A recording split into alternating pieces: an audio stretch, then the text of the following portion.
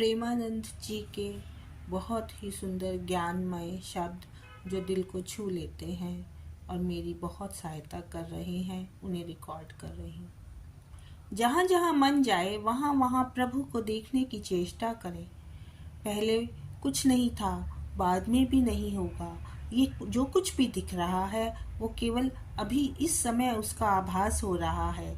इसमें स्वामी जी ने बहुत सुंदर शब्दों में ब्रह्मा जी जब भगवान कृष्ण के समय, लीला के समय गोप, गाय, छड़ी, छीका, लता पता सब कुछ बन गए थे, उस समय का वर्णन स्वामी जी ने किया है कि ब्रह्मा जी आए थे भगवान की परीक्षा लेने के लिए।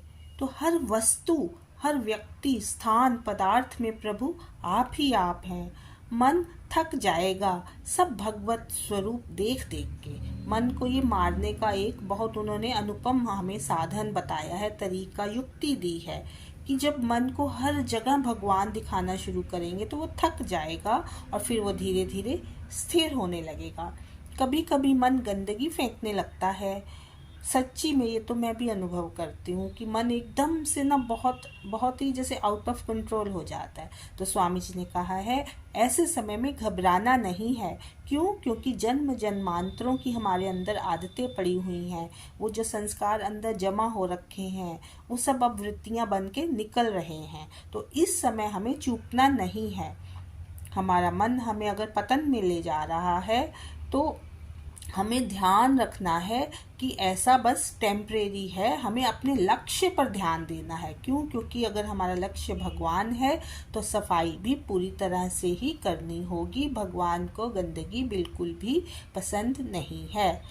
हमने आंगन नहीं बुहारा, अपने मन को नहीं संवारा, कैसे आएंगे भगवान, कैसे आएंगे भगवान। इसलिए धैर्य पूर्वक हर चीज को सहना है, अपने मन के गंदे स्वभाव को भी थोड़ा सहना है, समझना है, मनन करना है और फिर धीरे धीरे मन को ठीक करते चलना है। और वो ठीक करने का सबसे सरल उपाय है नाम जप में लगे रहना, हर बेचैनी को सहते चलना। और ये जो मन है ये वमन कर रहा है, उल्टी कर रहा है, उससे अंदर की पुराना जो कचरा है वो सारा बाहर आएगा। और इसमें मैंने अपने आप को यही याद दिलाना है कि जैसे कुछ खाते हैं और एकदम उल्टी आने लगती है, कई बार ऐसा होता है तो कितना अजीब और बुरा सा लगता है और एक सफोकेशन भी लगती है। तो ऐसे ही जो मन की वृत्तियां भी जब टूटती हैं तो सफोकेशन होती है। तो हमें अपने सुख का हेतु यदि हमने संसार को माना है तो भजन में सब विकार जाल फेंकेंगे और हमें फंसाना चाहेंगे। हर तरह के विकार, विषय और विकार यानी जो हमारे मन में काम, क्रोध, लोभ, मोह और अहंकार है, और विषय जो बाहर के होते हैं, विकार अंदर होते हैं और विषय जो बाहर दुनिया की तरफ से हमारे पास आते हैं और हमें लगता है हम उनमें फंस रहे हैं। ये इसी को ही माया जाल भी कहते हैं। इस जन्म में प्रभु का चिंतन करना पड़ेगा, होगा नहीं। देखिए कितनी अच्छी बात बताई है कि ये करना पड़ेगा पुरुषार्थ हमें।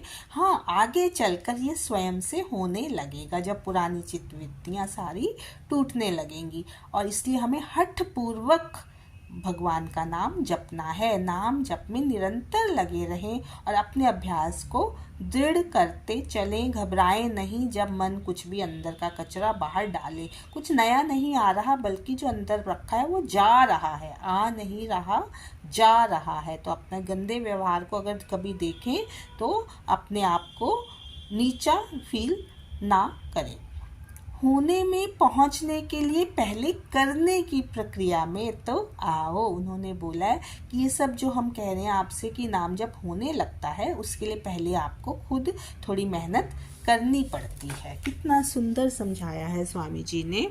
व्यर्थ का चिंतन तो घंटों होता रहता है क्योंकि बहुत से जन्मों का अभ्यास है, लेकिन भगवत चिंतन पुराने जन्मों का अभ्यास नहीं है, ये नया अभ्यास है। इसे आपको थोड़ा मेहनत लगा के करना पड़ेगा। इस जन्म में भगवत स्मरण शुरू किया है, अभ्यास करते चलो तो ये भी होने लगेगा। तो स्वामी जी के मैंने मेन में बिंदु पॉइंट्स लिखे हैं। एकाग्र चित्त होकर भजन करना है, ना तो कोई विचार आए और ना उस समय कोई संकल्प और विकल्प आए। और लंबी सांस जब हम लेते हैं ना, उससे भी एकाग्र होने में हमें सहायता मिलती है। और त्राटक से भी एकाग्रता में हेल्प होती है, और वही एकाग्रता हमें हर तरह की नॉलेज, ज्ञान को समझने में हेल्पफुल होती है। और जब मन अगर मानो कहीं भटक भी रहा है तो वहीं वहीं हमें भगवत भाव करना है। और मुझे तो इस पे बहुत विश्वास है कि हमें भगवान से ही प्रार्थना करनी है कि भगवान मेरे बस का तो कुछ नहीं है, अब आप ही मुझे बल दीजिए। और ये मुझे सबसे ज़्यादा भगवान की कृपा पर बहुत बहुत बहुत भरोसा है पर्सनली। और एक और चीज़ स्वामी जी ने कहा कि जब भी कुछ आपका व्यवहार में भी अगर कुछ आपको लगता है कमी है और आपसे गलत व्यवहार हो रहा है, तो सोचिए ये गलत व्यवहार आ नहीं रहा, जा रहा है। तो उन्होंने बताया विचार भी, गलत विचार आ नहीं रहे आप में, ये सब पुराने थे और अब निकल रहे हैं, और धीरे धीरे आप शुद्धता की तरफ बढ़ रहे हैं, अंदर की सफाई हो रही है। भक्त का आचरण तो और बढ़िया होता जाता है, क्योंकि अब वो एक में एक भगवान का ही भाव रखता है, हर एक में भगवान का भाव रखता है, तो उसका आचरण तो धीरे धीरे और बढ़िया होता चलता है। हर व्यक्ति, हर वस्तु, हर पदार्थ सब स्वयं भगवान ही तो अपना ही विस्तार करके बैठे हुए हैं। इसी को ब्रह्म ज्ञान में अहम ब्रह्मास्मि भी कहा जाता है। ब्रह्म ही ब्रह्म में विचर रहा है, और पूरी सृष्टि में भगवान ही है, और ये सृष्टि भी उन्हीं की रचना है। हमें यही भाव लेकर आगे बढ़ना है। साधक अपना न्यायाधीश स्वयं बनकर आगे बढ़े। किसी और से ज़्यादा पूछने की या उससे हमें यस करवाने की ज़रूरत नहीं है। हर इंसान को अपने अंदर की समझ अपने आप को सबसे ज़्यादा होती है, तो अपना न्यायाधीश स्वयं बने, युक्ति से आगे बढ़ें और चतुराई से अपनी राह बनाते चलें। इस दुनिया में चिंगारी को संभालना है। अगर ये चिंगारी बुझ गई, भक्ति रूपी चिंगारी अगर ये बुझ गई, तो बस समझ लीजिए सारी मेहनत बेकार हो गई। तो इसलिए इसको पहले ज्वाला बनने देना है।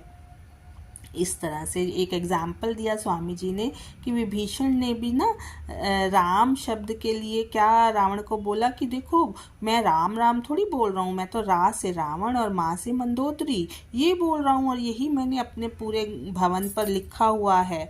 तो रावण खुश हो गया था कि हाँ हाँ, मैं ऐसे लोग मुझे कह रहे हैं कि मेरा भाई जो राम राम करता है वो तो मेरा और मंदोदरी का जाप कर रहा है, मतलब उनको याद रखता है। इस तरह से हमें युक्ति बना करके आगे जीवन में बढ़ना है। ये आगे का बाद में करूँगी।